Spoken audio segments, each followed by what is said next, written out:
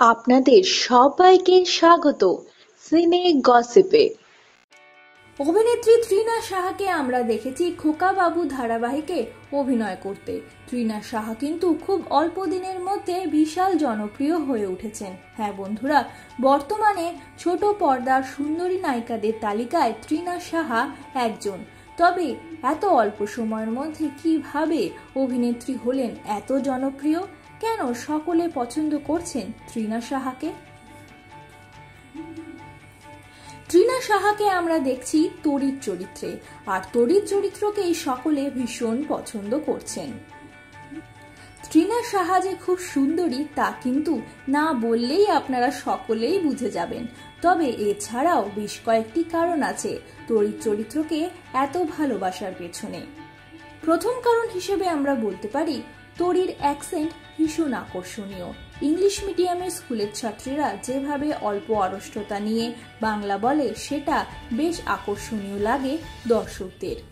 বলাই বাহুল্য, চরিত্রটি কিন্তু সেভাবেই লেখা হয়েছে। তড়ির চরিত্রটি অত্যন্ত লাউড, অভিনয় একটু এদিক ওদিক হলে পরে কিন্তু মেলোড্রামা হয়ে উঠতে পারে। তবে তৃণা সাহা সে বিষয়টি বেশ ভালোভাবে ম্যানেজ করেন, সেই কারণেই গ্রহণযোগ্য হয়ে ওঠে তার অভিনয়।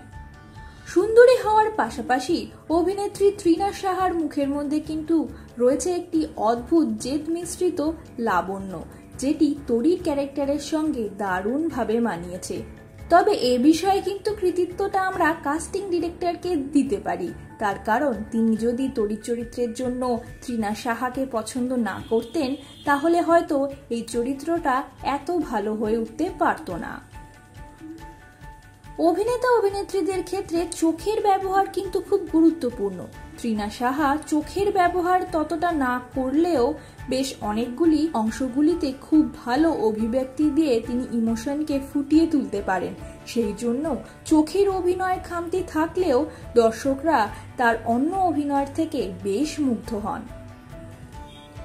আর অবশেষে আমাদের ক্রেডিট কিন্তু দিতেই হবে খোকা বাবুর চরিত্রকে।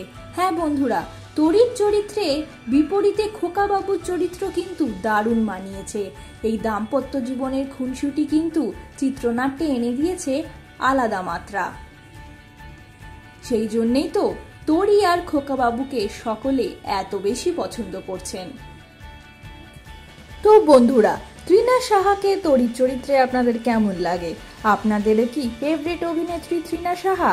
তাহলে আমাদের কিন্তু নিশ্চয়ই জানাবেন আপনাদের মূল্যবান কমেন্টের মাধ্যমে। আর বিনোদন জগতের আরও নিত্য নতুন খবর জানতে জুড়ে থাকতেই হবে আমাদের সঙ্গে। আমরা হলাম সিনে গসিপ। জুড়ে থাকুন আমাদের সঙ্গে, সাবস্ক্রাইব করুন আমাদের এই ইউটিউব চ্যানেলটি।